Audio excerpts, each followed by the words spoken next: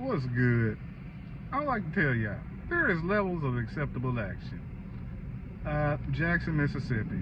A mother gets arrested in the courtroom, and her son was the one on trial. Her son the one on trial. She wasn't on trial. Her son was on trial, but she was talking to the son's girlfriend, and I guess another one of the witnesses to the shooting her son did, and was, trying to persuade with them to make Facebook posts to switch things up to make her son look a little more innocent. She got arrested. Watch the video. Again, in cause number 23-514, State of Mississippi versus Jordan Cummins. The court has been advised that several rules and orders of this court have been violated during this trial. The court received information from the district attorney's office that on yesterday evening, prospective witness Jenny Lukens and a prospective witness Emerson, I'm sorry, give me her name again.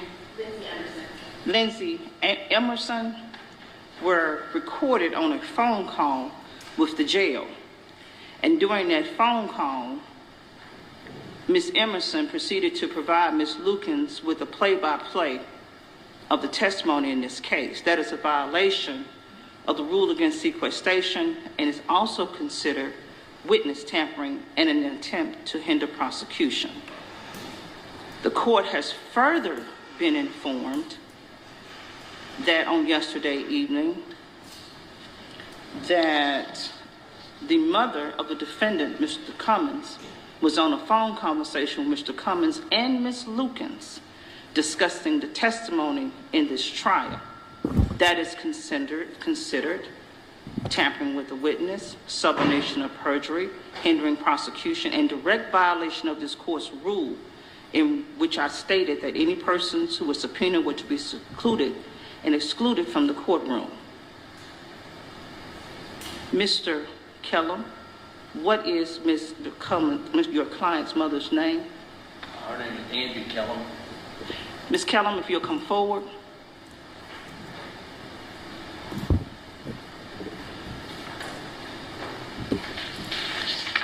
Subornation of perjury is a criminal crime. Criminal offense is found in section 97-963 of the Mississippi Code. Giving a prospective witness information in regard to the testimony in this trial is also considered tampering with the witness and an attempt to hinder the prosecution of that witness. The court has several options available to it. The first is that the court deems that you have committed criminal violations and you're going to be surrendered into the custody of the Hinds County Sheriff's Department immediately.